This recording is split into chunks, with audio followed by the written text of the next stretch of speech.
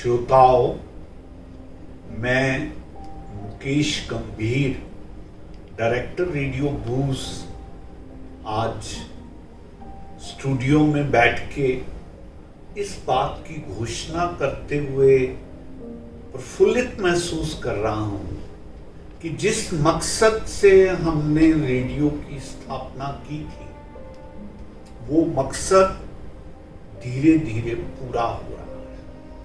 मैं आपसे अक्सर कहा करता था कि हमारा मकसद छिपे हुए टैलेंट को सामने लाना है, उन लोगों को स्टूडियो में बुलाना है जिनको आम तौर पर साधारणतः अवसर नहीं मिलते अपनी बात को कहने के या अपने टैलेंट को दिखाने के। उसी कड़ी में आज मैडम सपना शर्मा हमारे बीच आई हुई हैं। मैडम, पहले तो मैं आपका बहुत बहुत स्वागत करता हूं, यहाँ आने के लिए खैर मकदम करता हूं और अभी हम विस्तार में आपसे बातचीत करेंगे, लेकिन सर्वप्रथम मैं आपका आभार व्यक्त करते हुए, धन्यवाद देते हुए आपके आगमन पर आपको शुभकामनाएं देता हूं। धन्यवाद सर। सपना जी, मैं अपने श्रोताओं को आपके बारे में बताने से बेहतर ये समझता हूं कि आप हमारे श्रोताओं को स्वयं बताएं कि आपकी एजुकेशन क्वालिफिकेशन क्या है, उसके पश्चात आपने कौन कौन सी ट्रेनिंग ली है और इस समय किस फील्ड में आप अग्रसर हो रही हैं, ताकि बड़े इत्मीनान से हमारे सुनने वाले आपके बारे में पूरी जानकारी दे सकें। जी। सबसे पहले तो सभी को मेरा नमस्कार। जी। और सर आपको जी जी। और सर तहे दिल से धन्यवाद कि जी। आपने मुझे यहाँ आने का मौका दिया। जी। मेरा नाम जैसे कि आपने बताया है सपना शर्मा है। हाँ। और सर मेरी क्वालिफिकेशन है, मैंने ग्रेजुएशन की है। Very good. उसके बाद सर मैंने ब्यूटी कल्चर में ट्रेनिंग ली है। ओके। जो कुछ ट्रेनिंग मैंने शादी से पहले ली सर और कुछ शादी के बाद ली। मैं शुरू से बताती हूँ आपको। हाँ जी। मैंने शादी से पहले ये कोर्स शुरू किया जी। एज ए शौकिया तौर पे, ओके। कि मुझे बहुत शौक था। ओके। जिसमें कि मेरे थोड़ा घर में भाई वगैरह को नहीं पसंद था। जी जी, जी। तो बड़ी साधारण बात है, हमारे परिवारों में ऐसा ही होता है। एक्चुअली भैया को लगता था हाँ। एनटीटी करो, आर्ट हाँ। एंड क्राफ्ट करो, कुछ अच्छा करो। ब्यूटी हाँ। कल्चर का थोड़ा सा उस टाइम में इतना नहीं होता था। हाँ। ये 1996 की बात है। ओके।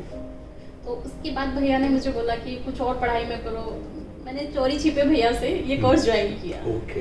उसके बाद सर थोड़ा घर में मम्मी की तबीयत वगैरह खराब थी, उसके चलते मम्मी को लगता था शादी जल्दी हो जाए। ओके। तो मेरी शादी जल्दी हो गई। ओके। उसके एट व्हाट एज?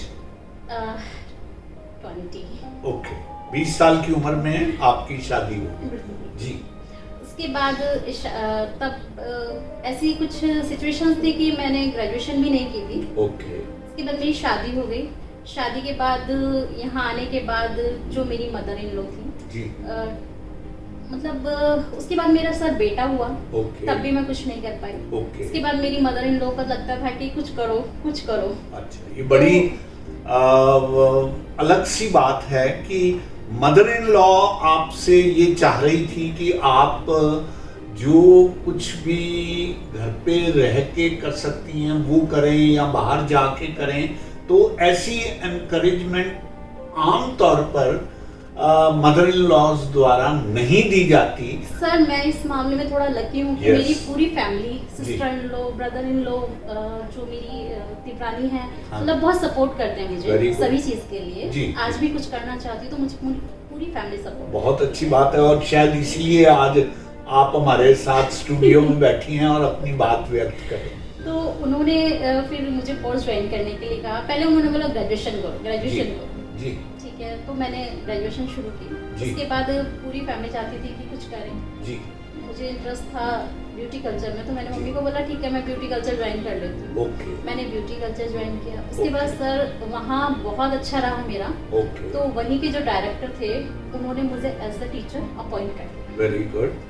तो ये खजानी वुमेन्स पॉलिटेक्निक अच्छा 2007 ओके, यही गुड़गांव में? गुड़गांव सेक्टर 14। अच्छा okay. मैंने वहाँ पे 2 साल ट्रेनिंग दी। ओके उसके बाद ये खजानी की ब्रांच है कापासेड़ा, हाँ 1 साल सर मैंने वहाँ ट्रेनिंग दी। ओके इसी बीच में रूट सेट है हाँ जी। जो गवर्नमेंट की तरफ से है, ओके जो उन बच्चों को ट्रेनिंग देते हैं जो कैपेबल फाइनेंशियली नहीं होते हैं। ओके ओके तो उन्होंने 6 मंथ का जो कोर्स होता है सर वो 1 मंथ में आपको कंप्लीट कराना होता है।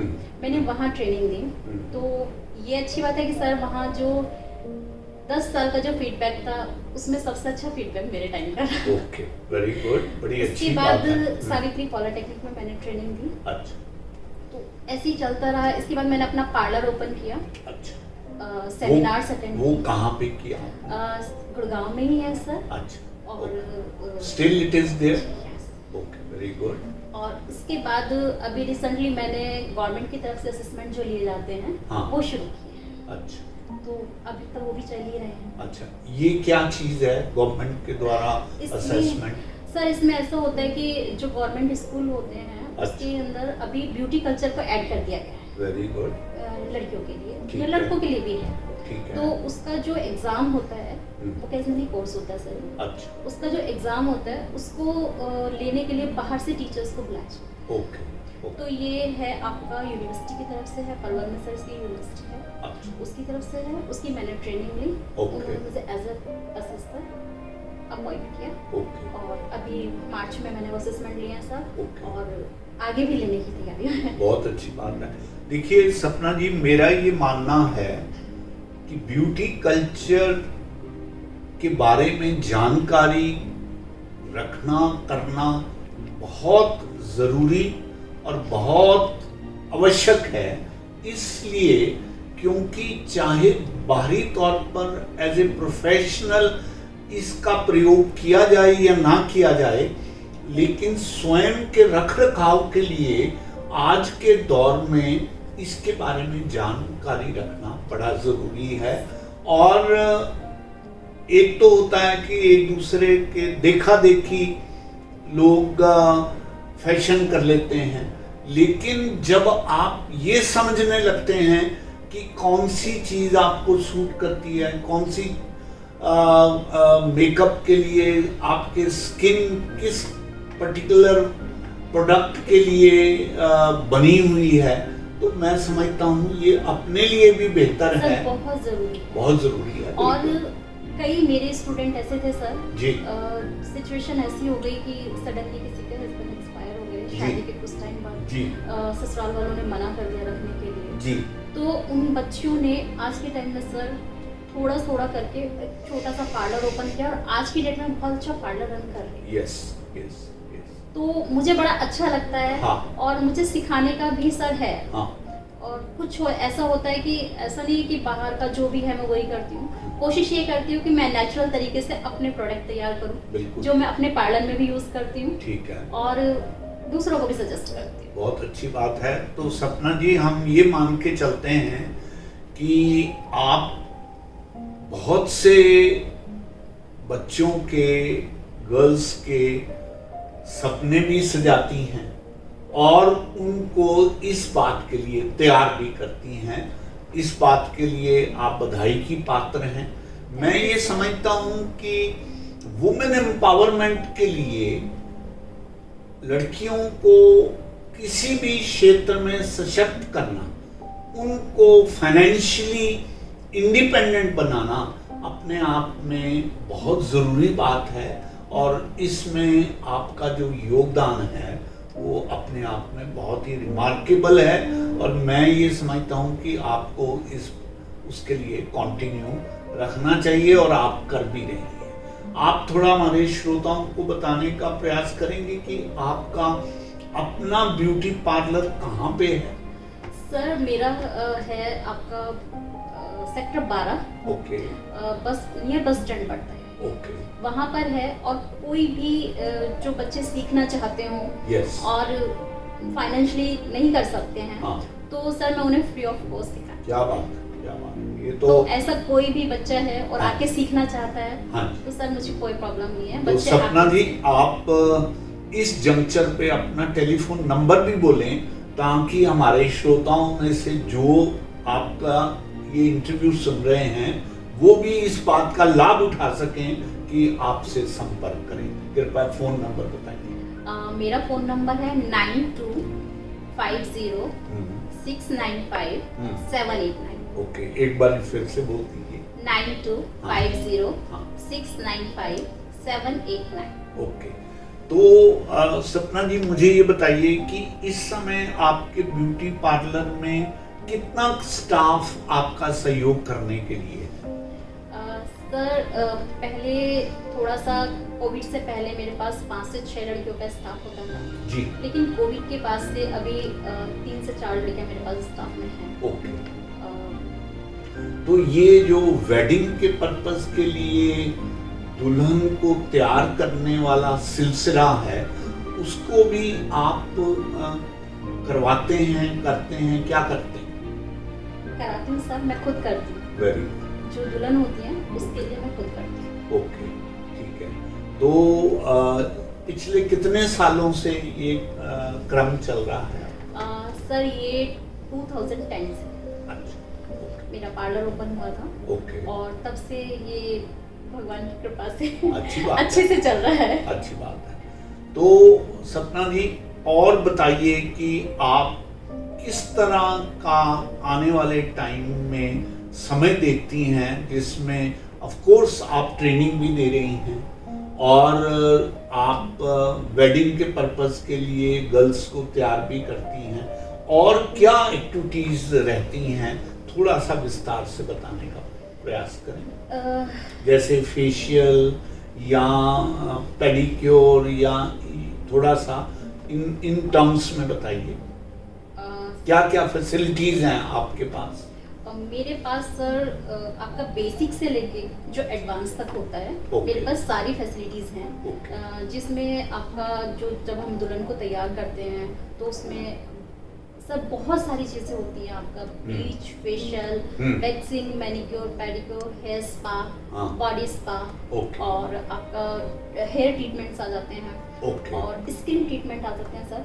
अच्छा। जो मैं नेचुरल तरीके से करना ज़्यादा पसंद करती हूँ, जो Okay. मेरे खुद के बनाए हुए प्रोडक्ट होते हैं। ओके, तो उसके बाद आ जाता है आपका ब्राइडल मेकअप।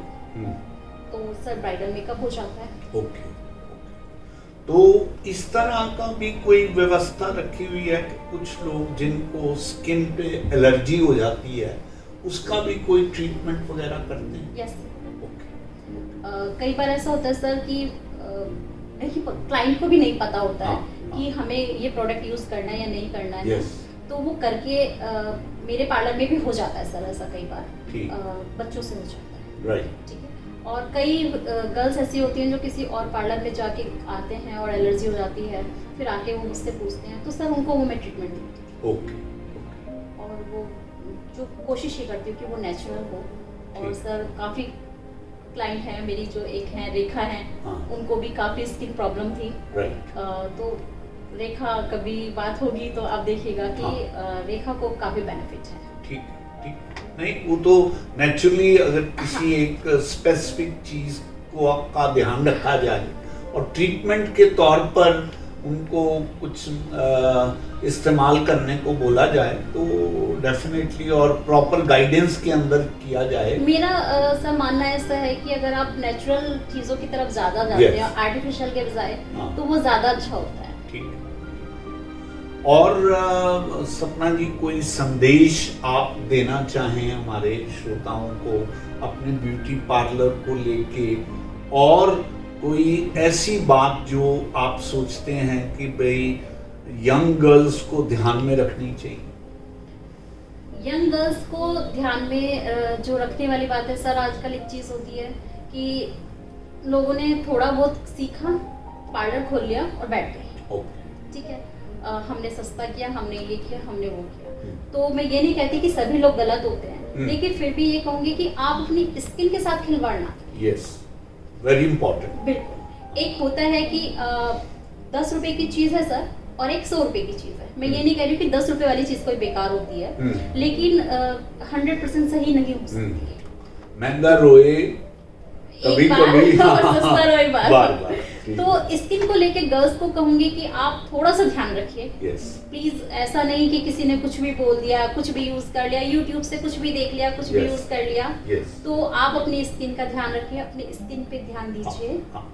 तो श्रोताओं, मैं समझता हूँ कि आज सपना जी से बातचीत करके हमने ये महसूस किया कि जीवन में बहुत सी उड़ानें ऐसी हैं जो परों से नहीं हौसलों से हुआ करती हैं, and she sets one such good example और आगे बढ़ रही हैं।